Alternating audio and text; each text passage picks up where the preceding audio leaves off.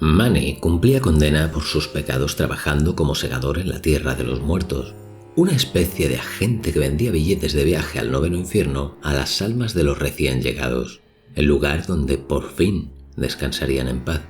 Estos billetes de viaje variaban según el comportamiento en vida de sus clientes. ¿Has llevado una vida digna? Disfruta de un tren de lujo. ¿Que fuiste un despojo humano? Atraviesa los 9 infiernos andando si puedes.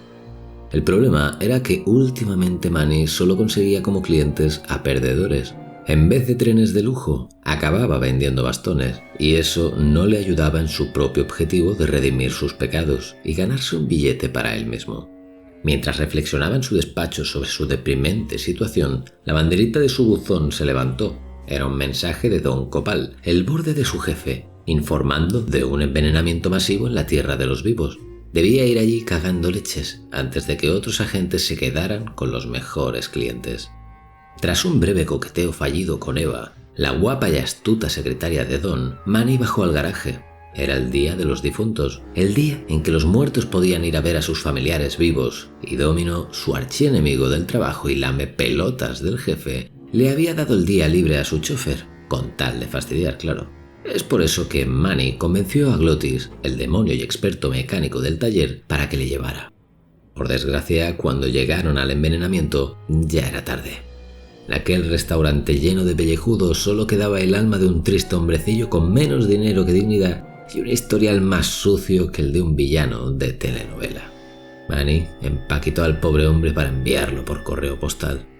De vuelta en la oficina, después de recibir una bronca por parte de Don Copal, Manny estaba convencido de que todo estaba amañado. No era normal que Domino siempre se llevara a santos y a monjas, así que si el sistema estaba podrido, no iba a quedarse de brazos cruzados. Manny se deslizó hasta la sala de comunicaciones para robarle el correo a Domino. Así se enteró de que su próximo cliente era una tal Mercedes Colomar. Lo extraño fue que una vez fue a buscarla y miró en su historial, aun habiendo llevado una vida impecable, el ordenador le denegaba ese más que merecido billete de tren. ¿Cómo era posible que una mujer tan bella, delicada y bondadosa fuera sentenciada a ir a pie hasta el noveno infierno? Manny no podía dejar a aquella damisela a su suerte. Trató de aclarar ese embrollo hablando con su jefe, pero no atendía razones y no paraba de reprocharle el haberle robado el cliente a Domino. Mientras discutían, Merche se marchó para iniciar el largo y peligroso camino hacia el noveno infierno, algo que enfadó aún más a su jefe y acabó castigando y encerrando a Manny por ello. Pero fue en aquella celda donde se le presentó el líder de un grupo rebelde. Su nombre era Salvador Limones y quería reclutarlo. Manny no es que fuera de esos que alzan la voz por la libertad, pero la idea de salir de allí le pareció más que suficiente como para acabar aceptando. Salvador lo llevó al cuartel general y le explicó que la agencia de viajes donde estaba trabajando robaba los billetes de primera clase a sus clientes para luego vendérselos a los ricos. Después le presentó a otro miembro del grupo rebelde. ¿Sabéis quién era? Eva, la secretaria de Don Copal. Ahora que Manny sabía que era una espía, le parecía incluso más atractiva, pero no por eso podía dejar de pensar en Merche. Se sentía responsable del robo de su billete y ahora estaba en peligro. Antes de ir tras ella, Manny le dio a los rebeldes acceso a la base de datos de la agencia, además de conseguir unos huevos de paloma. Sé que suena cutre, pero si las adiestras bien, se convierten en palomas mensajeras. Una vez hechos los deberes, Manny y Glottis se pusieron rumbo a Rubalcaba, una ciudad de paso obligatoria para las almas perdidas. Allí esperarían a Merche. Para ello tuvieron que atravesar el bosque petrificado, cruzar ríos de petróleo y enfrentarse a unos endiablados pero adorables castores en llamas. Mientras tanto, en la ciudad del tuétano, un tal Héctor Le Mans, el verdadero cerebro detrás de la conspiración y la venta clandestina de billetes, acabó con la existencia de Don Copal por haber dejado escapar a Merche y Manny. Y sé que muchos os preguntaréis, ¿y cómo se mata a un muerto? Pues mira, disparándole semillas y provocando que de sus huesos broten raíces y plantas. A Domino le dio la oportunidad de ocupar el puesto de Don Copal, pero debía andarse con cuidado de no cagarla si no quería acabar con él. Manny había llegado a aquel bar de carretera mendigando un trabajo en Rubalcaba. Le daba igual si era de fregasuelos, con tal de tener un techo bajo el que pasar las noches. Pero es que después de un año no solo seguía allí, sino que ahora era el dueño y lo había transformado en un café casino, una mezcla de decadencia y glamour. Eso sí, el toque maestro lo daba Glottis, que tocaba el piano en el gran salón dejándose el alma en cada nota. Manny había encontrado un buen lugar donde esperar a Merche, ¿por qué no? No la había olvidado.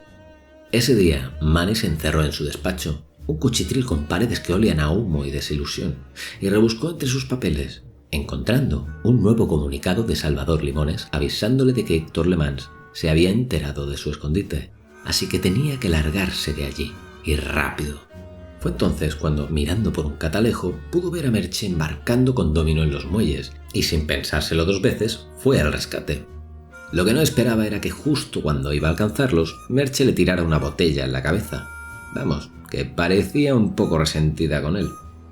Velasco, un marinero con cara de yo no espero nada de la vida y la vida no espera nada de mí, lo sacó del agua y le explicó que el barco donde Merche había embarcado iba rumbo a Puerto Zapato y que la única manera de llegar hasta allí era subiendo a bordo del SS Limbo, pero para ello necesitaría deshacerse de uno de sus ocupantes, obtener un carnet del sindicato y conseguir herramientas para que Glottis pudiera trabajar como mecánico en el barco. Así que después de enfadar a las abejas obreras de mar hasta el punto de provocar una huelga de trabajadores para poder robarles las herramientas, dejar fuera de combate a uno de los marineros del SS Limbo con garrafón del malo y hacer gala de sus contactos con Salvador Limones para conseguir un carnet del sindicato en el Ataúd Azul, el bar de la competencia, ya lo tenía todo listo. Sabía que Merche estaba enfadada con él, pero Manny no quería ni imaginarse lo que Domino podía llegar a hacerle. Pasó otro año navegando por océanos muertos y durante todo este tiempo, Manny había pasado de ser un simple marinero a ser el capitán del SS Limbo. Pero, como siempre le solía suceder, cuando las cosas le iban bien, todo se torcía. Para cuando llegó a Puerto Zapato, Merche no estaba, había saltado por la borda al pasar por un lugar llamado La Perla. Así que Manny no solo había ido para nada, sino que además ahora corría gran peligro porque los secuaces de Héctor Le Mans le estaban esperando y no tardaron en abordar el barco para acabar con toda su tripulación. Era horrible ver cómo crecían y estallaban flores y plantas en los huesudos cuerpos de los marineros, pero Manny no tenía tiempo para lamentarse. Así que junto a Glottis improvisó un plan de escape de lo más peculiar. Acabaron partiendo el barco en dos, dejando atrás a los villanos y huyendo con la otra mitad dirección a La Perla. Por desgracia no llegaron muy lejos, el barco terminó por hundirse a mitad de camino quedando atrapados en un pequeño círculo de luz en el fondo del océano, rodeados de la oscuridad y lo que ello implica, los monstruos marinos que se ocultan en él. Pero hay que ver el lado bueno de las cosas. Al menos ahogarse no se iban a ahogar, ya que ya estaban muertos. A simple vista no había manera de avanzar, pero de casualidad se toparon con Chepito, un hombrecillo que vagaba con un farolillo por allí. Y, Manny y Glottis estaban desesperados, así que tomaron medidas desesperadas. Glottis cogió al pequeñín y lo utilizó como una linterna hasta llegar a La Perla. La Perla resultó ser un foso gigante con un submarino abandonado en el centro. Sin embargo, allí, un pulpo colosal atrapaba a los náufragos y los arrastraba al interior del submarino para llevarlos al fin del mundo, un lugar donde se esclavizaba a la gente extrayendo coral. Manny y Glottis no tardaron en sospechar que Merche podría estar entre las almas capturadas, pero el pulpo vigilaba con una intensidad que hacía imposible el acercamiento directo. Al final nuestros protagonistas optaron por utilizar de nuevo a Chepito, esta vez como cebo. Y mientras el pulpo capturaba a Chepito, Manny y Glottis aprovecharon para colarse en el submarino. Una vez dentro descubrieron que el pulpo no solo era el guardián del submarino, sino que también su motor y conductor. Manny y Glottis llegaron al fin del mundo escondidos en el submarino, y una vez dentro de las instalaciones descubrieron que Domino era el dueño de aquel sucio negocio. Tenía a Merche trabajando para él como secretaria, mientras que los demás trabajaban como esclavos por una miseria. Para colmo también quería contratar a Manny, pero como era de esperar, rechazó su oferta. Seguía firme en su idea de rescatar a Merche. Poco después, Manny por fin pudo pedir disculpas y darle una explicación a Merche sobre lo sucedido en el tuétano, pero ella no se fiaba y seguía bastante enfadada, hasta el punto incluso de querer dispararle. Pero bueno, hablando se entiende la gente y al final ésta le perdonó. Manny finalmente liberó a Merche y a todos los esclavos, pero cuando estaban a punto de largarse en el SS La Mancha, Domino apareció dispuesto a pelear. Tras un enfrentamiento un tanto bochornoso, ya que Manny era más de utilizar la lengua para hacer pupita y el bruto de Domino sabía utilizar bastante mejor los puños y la espada, Manny se las ingenió para que Domino acabara siendo triturado por las hélices del barco. No fue bonito de ver, pero sí satisfactorio acabar con ese asqueroso ser. Pasó otro año de viaje y Manny, Merche, Glottis y compañía llegaron a la última parada del tren rumbo al noveno infierno. No había sido fácil para Manny, pero fue mucho más difícil para Glottis. Tanto tiempo alejado del olor a aceite de motor y su otra droga, la adrenalina que provoca la conducción a toda velocidad, le había dejado medio moribundo, entrando en una especie de coma. Cuando habló con el guardián de la puerta, este le informó que todas las almas que había salvado en la mina de coral no podían pasar si no tenían su billete correspondiente, y aunque Manny le explicó que habían sido robados, el guardián fue tajante. Si no es con billete, aquí no pasa ni Dios.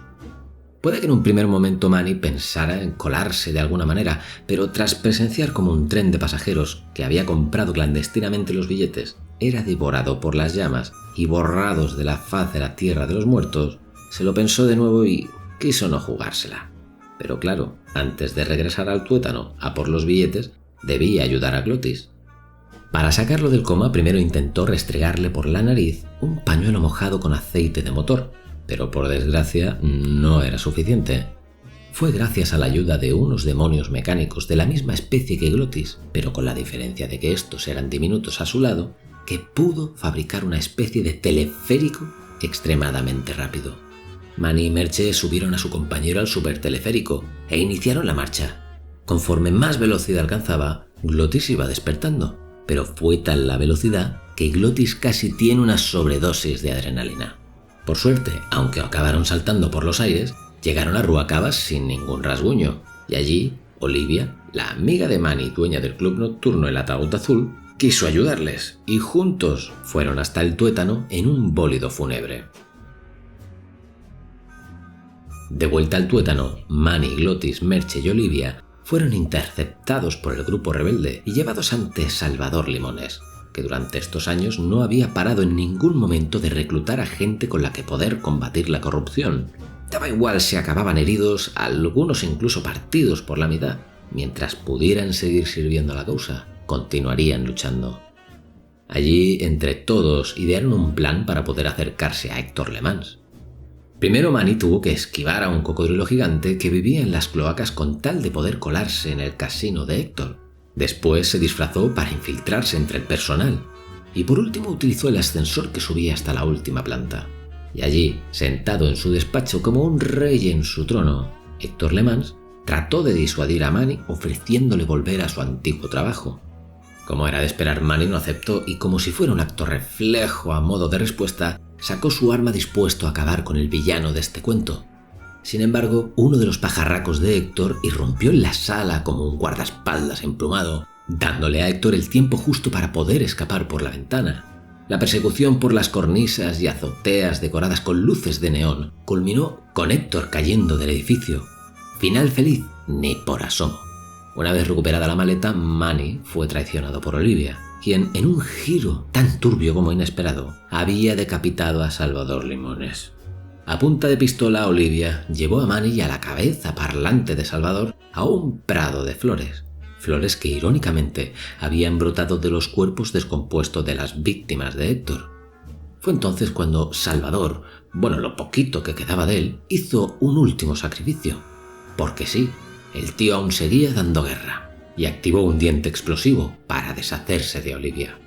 Manny sabía que Héctor Le Mans le estaba esperando armado en el invernadero que había sobre la colina. Es por eso que disparó contra el depósito de agua que regaba las plantas, provocando que multitud de semillas salieran proyectadas por los aspersores. Esta vez, Héctor reventó en 1000 pedazos. Después Manny dejó la pistola. recogió la maleta con los billetes de tren para devolvérselos a sus propietarios y se subió al tren dirección al noveno infierno.